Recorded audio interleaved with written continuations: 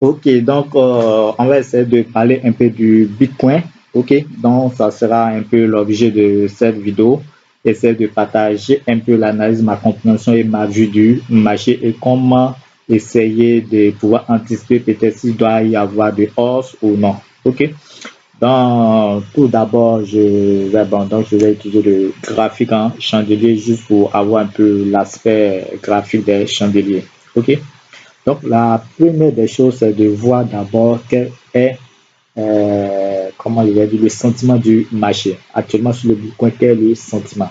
Lorsque nous prenons, il n'y a pas d'anticipation. On ne fait que trader ce que nous voyons. Et lorsque nous regardons le marché, ce que nous voyons là, dans cette zone, c'est on est dans un marché qui est baissier. Donc, anticiper toute hausse, ça serait vraiment se tuer. Ça va? Donc, par exemple, là, ici, je passe en graphique en ligne. Lorsque j'utilise, par exemple, le graphique en ligne, on a ce niveau, par exemple, où le marché aurait dû rebondir là-dessus. En principe, si un achat devait se faire et autres, c'est par rapport à ce niveau qui se trouve ici. OK? C'est par rapport à ce niveau qu'on aurait pu avoir soit un rejet par rapport à ce niveau. Mais malheureusement, il n'y a pas eu de rejet et on a ce chandelier, comme vous avez ce chandelier baissé qui se trouve là, ok, qui a clôturé en dessous de mon niveau que j'ai tracé. Ok, donc déjà à partir de là, c'est vraiment important même de faire attention pour chercher un achat. Donc, on va passer par exemple en daily, puisque nous travaillons plus, puisque nous travaillons plus, donc le chandelier dont je parle de ce chandelier. Ok, ce chandelier a clôturé en dessous de ce niveau lorsque j'utilise le graphique en ligne. Ok, donc là, je vais passer par exemple par rapport toujours à ce niveau, je ne touche pas le niveau que je vais de tracer, qui est un niveau weekly que je ne vais pas toucher. Et je passe maintenant en daily. Donc, lorsque je passe en daily, je suis là. Donc, en daily, vous voyez que là, nous avons, lorsqu'ils ont brisé le niveau, on a ce retour qui a été fait là. OK? Alors, juste un instant. Donc, là, en daily, c'est ce chandelier qui a permis de briser notre niveau. Donc, si ce chandelier a permis de briser notre niveau, ça, c'est un peu comme le premier retour qui se trouve à ce niveau. Donc, là, par exemple, on a ce chandelier qui a permis de briser le niveau. Là, on a le marché qui est revenu encore retoucher ce même niveau weekly. Et là, nous avons eu quoi? Ce que nous appelons une confirmation. Et cette confirmation, on a une avalanche. Donc, en principe, on va essayer de tracer là, par exemple, rapidement. Donc là, je vais utiliser le chandelier. Ok, ce chandelier qui se trouve là, on a notre chandelier baissier qui a une très bonne confirmation par rapport à ce niveau. Donc, comme on aurait pu prendre la baisse qui se trouve à ce niveau. Donc, il n'y a pas de cette baisse. Comment on aurait pu rentrer sur cette baisse? Tout simplement, puisque nous avons notre chandelier de confirmation qui se trouve là. Donc, on marque notre chandelier de confirmation et là, nous sommes en daily. Donc, rapidement, si je suis en daily, je vais utiliser le setup que je vais utiliser, c'est weekly. Pourquoi weekly? Parce que ce niveau en rouge, c'est un niveau weekly value que j'ai tracé. Je viens en daily. En daily, je vois que j'ai une confirmation daily qui s'est confirmée. On a une confirmation avec un chandelier, ok, baissé qui a été tracé à ce niveau. Et à partir de là, je vais maintenant aller en H1 pour déterminer mes niveaux ou bien ma zone d'entrée H1 qui se trouve à l'intérieur de ce chandelier. Ok, donc je passe rapidement en. Donc là, nous allons passer maintenant en H1.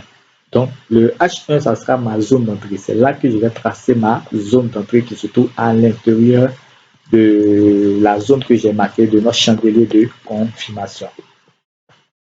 Ok. Oh, oh, oh, il a déplacé là. Bon, ok. Le niveau a été déplacé. Donc, rapidement, je repars rapidement en weekly pour replacer ce niveau. Ok. Donc, on a le niveau weekly qui se trouve là. Ok. Donc, on va en H1 rapidement. Ok.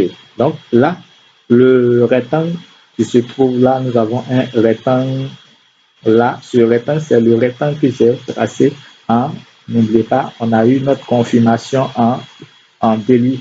On a une avalante baissière qui s'est tracée en délit qui est notre confirmation. Ce chandelier représente notre chandelier de confirmation. Donc, à l'intérieur, je vais venir maintenant en H1.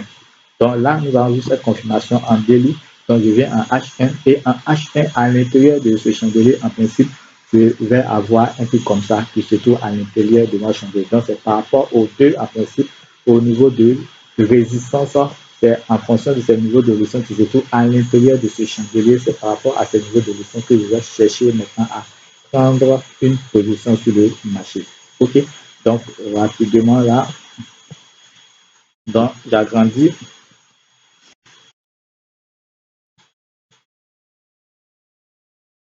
OK, donc là, nous sommes en H1. OK, donc en H1, on a notre niveau. Donc, j'ai fait d'autres vidéos où je vous ai parlé de, comment on appelle, de la décision là, nous parle de OHLC, Open High Low Close. C'est un élément important. Je vous ai dit, ça nous permet de pouvoir rentrer parfaitement sur le marché. Et là, vous voyez que là, nous avons notre niveau. Ça, c'est le niveau weekly que nous avons tracé. Et là, on a par rapport à notre, on a ce niveau de support. Ça, c'est ce niveau de résistance qui se trouve à l'intérieur. OK, en dehors de ce niveau, il n'y a pas autre niveau. Bon, donc ça, c'est lorsque nous prenons le graphique en ligne. Mais il est important maintenant de voir est-ce que lorsque nous allons mettre le graphique en chandelier, nous pouvons avoir un OHLC présent par rapport à ce niveau qui se trouve là. Donc, je répète, le OHLC, c'est un peu des chandeliers, OK? Donc, ils vont faire ça, OK? Donc là, il peut avoir un chandelier, bon, 3 bougies de PCS si vous voulez.